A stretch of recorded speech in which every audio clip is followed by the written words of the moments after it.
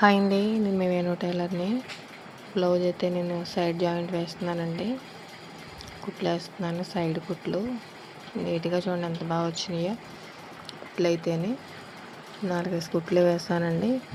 ఈ బ్లౌజ్ అమ్మాయి సన్నగా ఉంటుంది, ఫ్రంట్స్ కట్ బ్లౌజ్ అండి ఇది.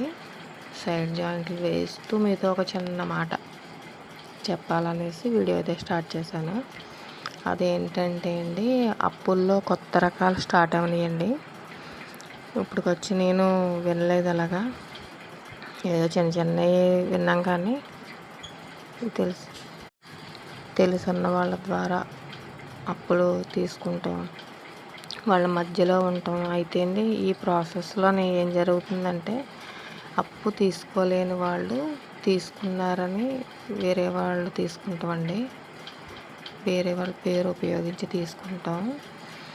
అయితే పాపం వాళ్ళకి తెలియకుండానే వాళ్ళు అప్పు తీసుకున్నట్టు అనమాట అండి. అప్పు ఇచ్చే వాళ్ళ దగ్గర అలా బుక్ అయిపోతూ ఉన్నారు.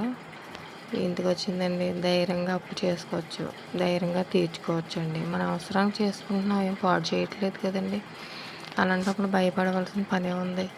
ఒకళ్ళ పేరు వాడుకుని అడ్డంగానే సీక్రెట్గా అదే నాకు అప్పు కావాలని తెచ్చుకోవచ్చండి, ధైర్యంగా తీర్చుకోవచ్చు, తప్పేం లేదు కదండి. వేరే వాళ్ళ పేరు ఉపయోగించుకుంటాం ఏంటండి బాబు. ఇలాగే కొత్త కొత్త రకాలు, కొత్త కొత్త మోసాలండి. అప్పు చేసుకోవడానికి సిగ్గు అనమాట అండి లెక్కన వాళ్ళకి. లేదా వాళ్ళు ఏదో తప్పు చేసి ఉండాలి. ఆ అప్పు చేయడం అంటే బయటకు తెలియకూడదు. నా రిచ్నెస్, హుందానెస్ తగ్గిపోద్ది అనుకుంటారో తెలియదు, కానీ లేకపోతే నాకు ఇన్ని అప్పులు ఉన్నాయని అనుకుంటారో ఏంటో తెలియదు కానండి. ఎవరి అప్పు వాళ్ళే తీర్చుకోవాలండి. ఎన్ని అప్పులున్నా సరే ఎవరప్పు వాళ్ళే కట్టుకుంటారు. ఒకళ్ళప్పు ఒకళ్ళైతే తీర్చరు కదా. ఈ జ్ఞానం, ఈ బలుబు ఎప్పుడు వెలుగుద్ది అంటారండి.